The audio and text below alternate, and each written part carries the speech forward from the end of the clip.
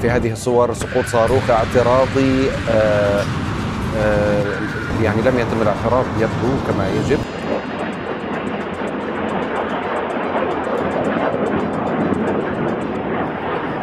Tamsaasni haleellaa Iraan misaa'iloota gurguddoo magaalaa guddoo Israa'el irratti roobsiteen istaadafa ba'atuhaa qalbal Madiinaa jechuun Al-Arabii TV'n wayita galaalchuu Al-Jaziiraa fi miidiyaaleen idilaa addunyaas balballoomsan magaalaa guddoo qalbii hawwattuu taatee fi gamoowwan gurguddoo istiraateejii Israa'el haleeluun beekame.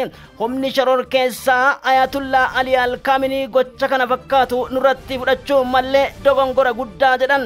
Ofii shororkeessaa namaan jedhan shororkeessaan eenyu akka ta'e warra dhiyaa mataa isaaniitiifuu waan deebi'ee fakkaata.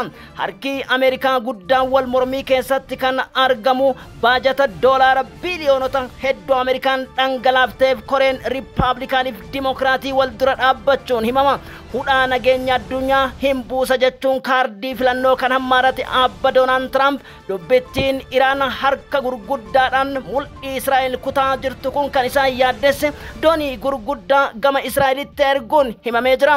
Riippaabilikiin Islaamaa karaa dubbiimaa qondaala waraana ishiitiin dooniiwwan gurguddoon Ameerikaan sochooftu hundi isaanii ilaamaa keenya jala jiran jechuun akeekkachiisan. Raashiyaan tarkaanfiiwwan gurguddoo Israa'el qabsiifteef maddi badii ishii ta'uu jaarmiyaa mootummoota gamtoomanii keessattis yoo beeksiftu har'a dubbiin pirezidaant Puutiin baasan Israa'eliif Ameerikaa gurra duuchuutu himamaatii jira. Iraan nuti tarkaanfiin fudhannee tarkaanfii kennaa fi humni raayyaa ittisaa bulchaa Tsiyoonotaaf Israa'el kaat hadooddii guddaa arguudha jira. Lammiileen Israa'el saffisaan magaalaa akka gadi dhiisaniif Ameerikaan lammiilee ishii Israa'el keessaa qabdu akka baafattus akeekamee jira. Assalaamu alaikum wa rahmatullaahi wa barakaatu. Nageenyi rabbii guddaan isin birattaa jiraatu. Waxabajjii 19 kamisaa galgala odeeffannoowwan balballoo miidiyaalee idilaa addunyaa Riippaabilikiin Islaamaa ciqilee gurguddoo Israa'el dhahuun gatteessifteef Brigeediin Alaksaaf Al-Qudduusis loltoota Israa'el 11 nyaachuu isa Tel Aviv kanaan kan dheekkamte Filisxeemota 47 ajjeesuu Al-Jaziiraan damee afaan Ingiliffaaf Hindustaanti gabaasanii jiran. Gama biraatiin tarkaanfiiwwan harka deebii taphni istaadiyoomii guyyaa Israa'eliif Ameerikaa harka jiru waajjira guddaa Ayatullah Ali Al-Khamenei haleeltus abba Ayatullah Ali Al-Khamenei argachuu hin dandeenye.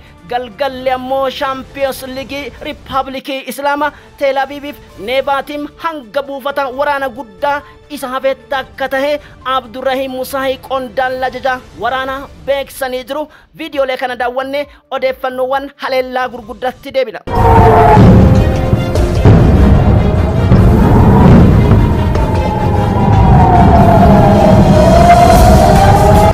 خب پدافند هوایی و سامانه‌های پدافند هوایی. People out of their houses, you can see. Now, Iran has requested an emergency meeting of the United Nations Security Council after what it called undeniable evidence of direct U.S. involvement. Now, President Vladimir Putin says Russia has been in touch with Israel about its workers in Iran. Putin acknowledged that they are southern Iran. He said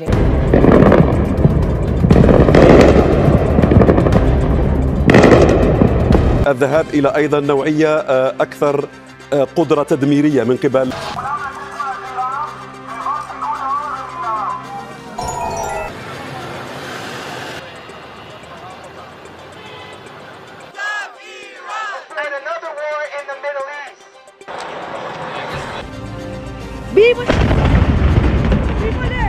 قال الرئيس التركي رجب طيب أردوغان إن تركيا اتخذت جميع. نتابع عن كثب الهجمات الإرهابية التي تقوم بها إسرائيل ضد يعني لم يتم الاعتراض يبدو كما يجب. فشل في اعتراض الصاروخ. حيث نرى هذه الصواريخ الإيرانية. لسه سفسان قندالتوني إيران حركة كندا كان جدًا أبو بنجامين نتنياهو ويكلم ستيب باي ستيب ترتيب مان اتداما جرا jirmi gurguddaan edagaara fakkaatu irratti jiguu yeroo jalqabaatiif amanuu stop Iran war with Israel jechuun hiriirri guddaan kutaawwan Ameerikaatti qindaa'ee Iraaniin kadhachaa jiraachuu Peterson ministeerri raayyaa ittisa warra afaqallaxeewwan Ameerikaadhaa kana caala obsuun dandeenyu eenyutu eenyu gadiif tumsan qabne Chaayinaaf Raashiyaa dubbiin qarqababaa gidduu galeessa akka salphaasanii manni abbaan gube iyyeessan qabu haleellaan gurguddaan bakakkaa misaa'ila Sajil jedhamuuf barreeffamoota gurguddoo ayata quraanaa fakkaatuun mul'i Israa'ilota kutuu miidiyaaleen gabaasan Ayatullah Sa'iid Ali Al-Kaamini ajjeesuuf yaaliin isaan taasisan gonkumaa hin milkoofne bo'oon ujummoo boba'aa idila addunyaa qat jedhee cufamuu isa miidiyaaleen gabaasuu irratti argaman ministeerri raayyaa ittisaa Israa'el kat maadheen militarii beekamoo fi murteessoon Israa'el haleeluun amanamee jira tarkaanfiiwwan kanaan namoonni 25 kaleessa galgala lubbuu dhabuu yoo himan har'a waaree booda oduun addunyaa rifachiifte bo'oo fi holqa dahannoo Israa'eloonni itti baqatan keessatti namoonni 1,000 achi buuteen dhabamuu fi mootummaan Israa'el yeroo gabaabaa booda ibsa kenna jedhe namoonni kunneen yookaan lubbuun du'an taate nikileerii Iraan irratti fayyadamne jechuun dhagahame ka isaanii goota kan namaa ammoo hantuuta kan itti fakkaatu warri tsiyonotaa fi faashistii Israa'elota waan dandeettuudhaan jennaan qulqulloota Gaazaa har'a xiyyaaraan haleeluun namoonni 47 har'a Filisxeemota ajjeefamuun addunyaa hedduu dheekkamsiisuu irratti argaman haleellawwan gurguddoo birgeediin mujaahidoota kaleessaaf har'a fudhate Aljaziiraan gadi baase birgeediin Alaksaa loltoota Israa'el 11 nyaate balaan Israa'el lakkuma lakkaan itti hammaachaa jiraachuutu gabaafamaa jira buufata annisa nikileerii Naataanz kanneen akka Isfaanii fi Fordoo haleele kan jettu daayirektarri atoomii fi nikileerii idila addunyaa dubbittiin ganaa qulqullooyti fageenyaa fi haleellaan Israa'el boombiiwwan isheen taasisaa jirtu gonkumaa akka waliin ginnetu himamaati jira.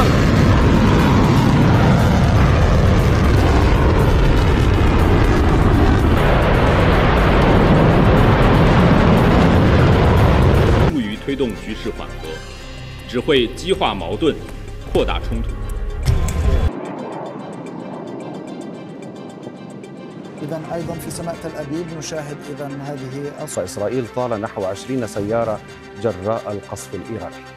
جاءتنا قبل قليل من تل أبيب لاعتراضات صاروخية في سماء تل أبيب. إلى عمليات الإطلاق لا شك بأنه إيران بدأت تنجح في إيصال الكثير من الصواريخ البالستية. Militarily, I hope not. I hope not. And President Trump was speaking about that. Israel about its workers in Iran. Putin acknowledged that they are southern Iran. He said Israel had agreed to ensure their safety. And sirens have gone off in central Israel as more ballistic missiles fired from Iran.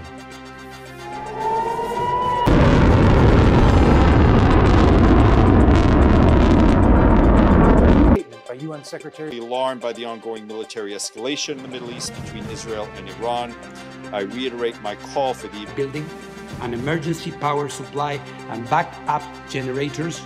النسخ الوحيد الذي يستخدم للمرة الأولى فالحرس الثوري عدد الصواريخ أكبر كلما كان تعامل الدفاعات الجوية الإسرائيلية مع الصواريخ الكبير من المباني تضرر في هذه المنطقة. هذه منطقة المال والأعمال في منطقة تل أبيب الكبرى فيها البورصة فيها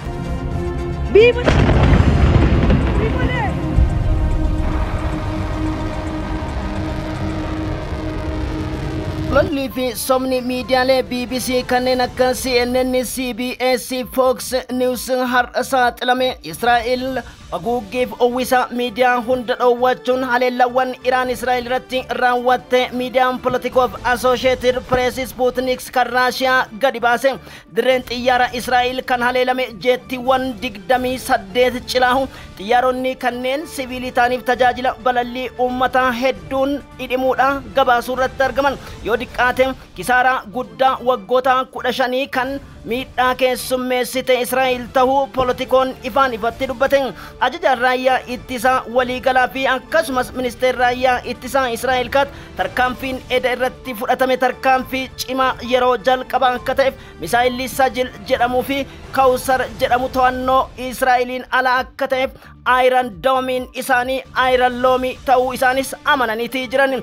Iron Sirii fi Taar Technology Defense kan Ameerikaan ittiin dhaadheffamtu hundinuu balaa Israa'elitti bu'ee dandamachuu akka hin dandeenye miidiyaaleen walharkaa fuudhaniitiin gabaasutti jiran. The Middle East Monitor fi The Wall Journal Stream akka gabaasanitti tarkaanfii warra Ayatullah irraa fudhatamu tarkaanfii cimaa akka ta'eef Israa'el dandamachuu akka hin dandeenyetu himama. Manni marii Ameerikaa Riippaabilikaanaa fi Dimokiraatonni wal nyaachuu irratti argaman. Nutis Israa'elitti makamnaaf hin makamnu. Israa'el kan qaanqee qabsiise gidduutti balaan gurguddoon Pentagon White House gidduutti qarqabama jiraachuun dubbatamaati jira. Dippiloomaasiin yaaliiwwan gurguddoo Israa'elitti ergame Israa'el diduun har'a ammoo fudhachuun miidhaa guddaa haleellaa jirma Iraanota akka hin dandamatin miidiyaaleen idil addunyaa gabaasaa jiran. Tarkaanfiin Riippaabilikii Islaamaa har'a ammoo kan addaati jechuu miidiyaaleen gabaasan. Gabaasni Irna Internaashinaal wabeeffachuun Sputnikii fi Taas miidiyaan Raashiyaa har'a gadi baase tarkaanfiin Hypersoonikii Faataa GS jedhamuun beekamu laboobba guddaa Israa'el galgala kana akka ta'etu himama. Yoomuma gadi baanee qilleensa duniyaa argina kan jedhan lammiileen miliyoona 7 lakkaa'aman Israa'eloonni haleellaa gurguddaaf bakakkaa dachii sochoose Iraanotaan fudhatame kana taajjabuutti jiran akka isaan irraa dhaabbatus waywaatuutti jiran. The struggle that we have been facing here with our presidents, we don't need war. You know, I'm here as an American person and hands off Iran! Hands off Iran! Hands off Iran! And another war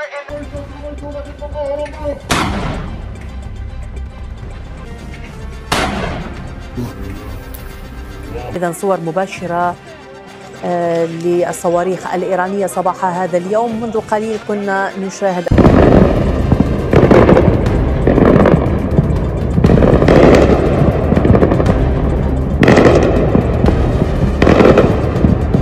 قال الرئيس الروسي فلاديمير بوتين إنه ينبغي على جميع الأطراف البحث عن سبل لإنهاء القتال بين إسرائيل وإيران. وأضاف بوتين خلال لقاء بوتين مع كبار محرري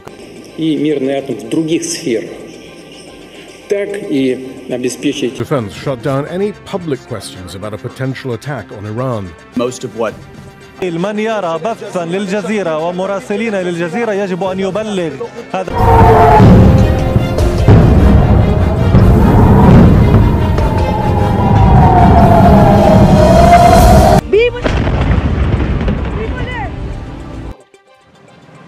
There has been no indication. مستشفى سوروكا هذا المستشفى التي تمت إصابته إيران تقول بأنها لم تستهدف.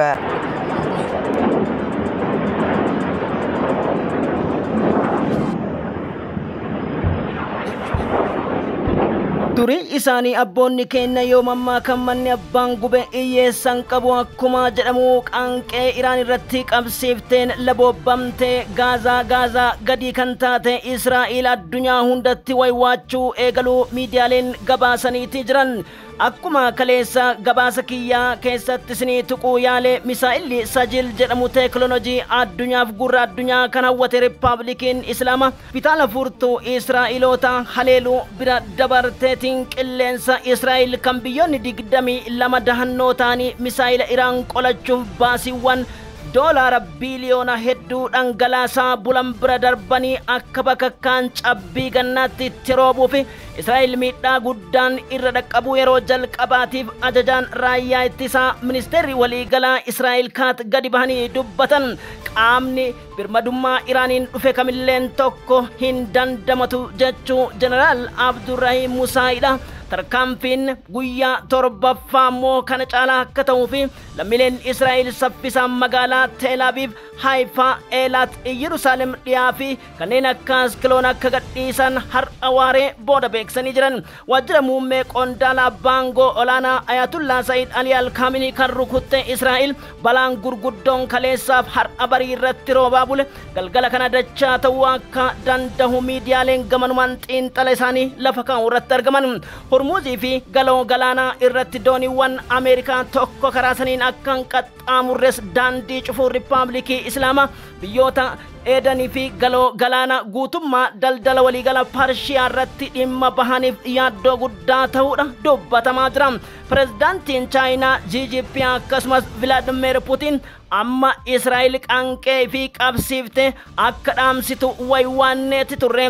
Dubbiin Iraan jabduu ta'uu Pirezidaant Tiraamp wajjinis dubbanne qaamni nu dhaga'u tokkos hin jiru. Haa ta'uutii humni dhiibbaa Iraan irratti taasifamu kam yoo jiraate Raashiyaan karaa barbaachisaa ta'een har'a saantummaa Iraan mirkaneessiti jechuun Pirezidaantiin Raashiyaa yeroo jalqabaatiif ibsa kennuu miidiyaaleen gabaasan. Buufanni bu'uuraa fi madda galii istiraateejiif murteessituu akka hafuura sombaatti Israa'elittiin harganaa turte Haifaan guutummaatti tajaajilaan ala ta'u. Buufanni Haifaa galoo galaanaa fi tajaajiloota qunnamtii galoo galaanaa idila addunyaa kan taate misaa'ilota Kawusarii fi Kaayibar jedhamuun erga dhidhimteeti Israa'el hamilee cabuutu himama. Dubbiin kanattis hin dhaabbanne Meroe, Askiloon, Oomu Rashrash, Nebaatim, Raamaat, Dimoonaatti kan argamu buufanni niiklerii Israa'el kaleessa galgala haleelamuudha. Aksiyoos dubbii bibittinneessee addunyaan gahe. Kana qofa osoo hin ta'in hospitaalonni bu'uura kan raayyaa ittisa biyyoolessaas dhidhime. Tarkaanfiin misaa'ila Sajil jedhamu Ameerikaayyuu ajaa'ibsiise. Biyyoonni hedduun misaa'ila kana Iraan irraa bituuf dhadhawwisuutti akka jiran Middle East Eye the Wall Journal Stream gabaasan. Ayatullah Sayyid Ali Al-Khameneidha harka kennadha akkasumas dubbitti haleellaa Israa'el wajjin dhaabaa fi buufata niiklerii keessan guutummaa guututti cufaa jedhu erga waan raawwattanii gocha keessan fiixaan akka baatan eegaati jirra. Iraan Ameerikaa jimbilfattoo akka hin jirreef biyyi tsiyoonota faashistiin Filisxeemotaaf baha gidduu galeessaa keessatti laphee baaste izni rabbiitiin irree Iraanotaatiin cabxi jedhan Sayyid Ayatullah Ali Al-Khamenei. Riippaabilikiin Islaamaa guyyamaan raajii kan fidaa jirtu misaa'ilonni har'a galgalas misaa'ilota addunyaan hin dhagahin ta'utu himama. Propagandaan miidiyaalee warra lixaa kanneen akka BBC, CNN, CBS, Fox News tarkaanfiiwwan kana Israa'el dhoksuu barbaadanis haguuggiin miidiyaalee fi keessoo Israa'elota ba'uuf viidiyoon sabaa himaaleef sooshaal miidiyaa irratti bahaa jiran Israa'el hin dandamanne. Yoo diqqaate gamoo kaleessa galgala haleelame jala holqi dahannoo miiliyoonota akka jiruuti himama. الشرطة الإسرائيلية تمنع الوصول إلى مكان سقوط الصاروخ من الجهة الأخرى من هذا الشارع، وكل ما سنراه الآن هو من الموجات الارتدادية لهذا الصاروخ. فرصة الجواهر الإسرائيلية كذلك فيها عدد من في الصباح الباكر وعلى غير عادته استيقظت تل أبيب على وقت